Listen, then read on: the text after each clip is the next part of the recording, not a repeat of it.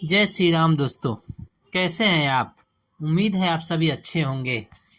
कल की कहानी में मैंने सुनाया था आपको कि कैसे प्रभु श्री राम माता कौशल्या से वन में जाने की अनुमति मांगते हैं और उन्हें अनुमति मिलती भी है।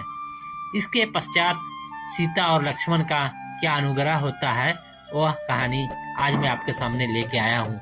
ये कहानी आपको जरूर पसंद आएगी।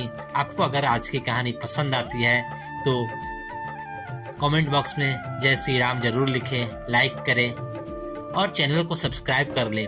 मैं हर रोज आपको एक वीडियो लाने का कोशिश करूंगा। तो चलिए शुरू करते हैं। माता कौशल्या से अनुमति प्राप्त करने तथा विदा लेने के पश्चात राम जनक नंदिनी सीता के कक्ष में पहुंचे। उस समय वे राष्ट्रीय चिन्हों से पूर्णतः विहीन थी।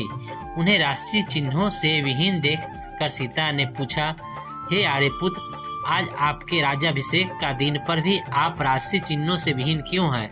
राम ने गंभीर किंतु शांत वाणी में सीता को समस्त घटनाओं के विषय में बताया और कहा, प्रिय, मैं तुमसे विदा मांगने आया हूँ क्योंकि मैं तत्काल ही वक्कल धारण करके वन के लिए प्रस्थान करना चाहता हूँ।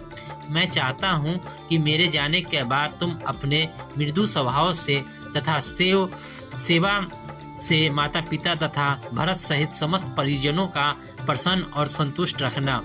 अब तक तुम मेरी प्रत्येक बात श्रद्धा पूर्वक मानती आई हो और मुझे विश्वास है कि आगे भी मेरी इच्छा अनुसार तुम यहाँ रुक कर अपने कर्तव्य का पालन करोगी। सीता बोली, हे प्राणनाथ, शास्त्र बताते हैं कि पत्नी अर्धांगिनी होती है। यदि आपको वनवास की आज्ञा मिली है तो इसका अर्थ है कि मुझे भी वनवास की आज्ञा मिली है। कोई विधान नहीं कहता कि पुरुष का आधा अंग वन में रहे और आधा अंग घर में। हे नाथ, स्त्री की गति तो उसके पति के साथ ही होती है, इसलिए मैं भी आपके साथ वन में चलूंगी। आपके साथ रहकर वहाँ मैं आपके चरणों की सेवा करके अपना कर्तव्य निभाऊंगी। पति की सेवा करके पत्नी को जो अपूर्व सुख प्राप्त होता है वह सुखलोक और परलोक के सभी सुखों से बड़ा होता है। पत्नी के लिए पति ही परमेश्वर होता है। यदि आप कंदमूल फल आदि से अपनी उदर पूर्ति करेंगे तो मैं भी आपकी क्षुधा वैसे ही शांत करूंगी। आपसे अलग होकर स्वर्ग का सुख वैभव भी मैं स्वीकार नहीं कर सकती। यदि आप मेरी इस विनय और प्रार्थना की उपेक्षा करके मुझे अयोध्या में छोड़ जाएंगे, आपको वन के लिए प्रस्थान करते ही मैं अपना प्राण त्याग दूंगी। यही मेरी प्रतिज्ञा है। राम को वन में होने वाले कष्टों का ध्यान था, इसलिए वे अपने साथ सीता को वन में नहीं ले जाना चाहते थे। वे उन्हें समझाने का प्रयत्न करने लगे, किंतु जितना वे प्रयत्न करते सीता का हठ उतना ही बढ़ते जाता। किसी भी प्रकार से समझाने बुझाने का प्रयास करके ने पर वे अनेक प्रकार के शास्त्र सम्मत तर्क करने लगती और उनके प्रयास को विफल कर जाती। जनक नंदिनी की इस दृढ़ता के समक्ष राम का प्रत्येक प्रयास असफल हो गया और अंत में उन्हें सीता को अपने साथ वन ले जाने की आज्ञा देने के लिए विवश होना पड़ा।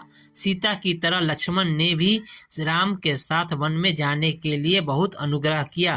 राम ने बहुत प्रकार से समझाया, किंतु लक्ष्मण उनके साथ जाने के विचार पर दृढ़ रहे। परिणाम स्वरूप राम को लक्ष्मण की दृढ़ता, स्नेह तथा अनुग्रह के सामने भी झुकना पड़ा और लक्ष्मण को साथ जाने की अनुमति देनी ही पड़ी। सीता और लक्ष्मण ने कौशल्या तथा सुमित्रा दोनों माताओं से आज्ञा लेने के बाद अनुनय विनय करके महाराज दशरथ से भी वन जाने की अनुमति देने के लिए मना लिया। इतना करने के पश्चात लक्ष्मण शीघ्र आचार्य के पास पहुंचे और उनसे समस्त शस्त्र अस्त्र इत्यादि लेकर राम के पास उपस्थित हो गए। लक्ष्मण के आने पर राम ने कहा, हे सौमित्र, वन के लिए प्रस्थान करने के पूर्व मैं अपनी संपूर्ण संपत्ति ब्राह्मणों, दास दासियों तथा याचकों में वितरित करना चाहता हूँ, इसलिए तुम गुरु वशिष्ठ के ज्येष्ठ पुत्र को बुला लाओ। ये थी आज की कहानी। आज की कहानी आपको कैसी लगी कृपया जरूर बताएं। जय श्री राम।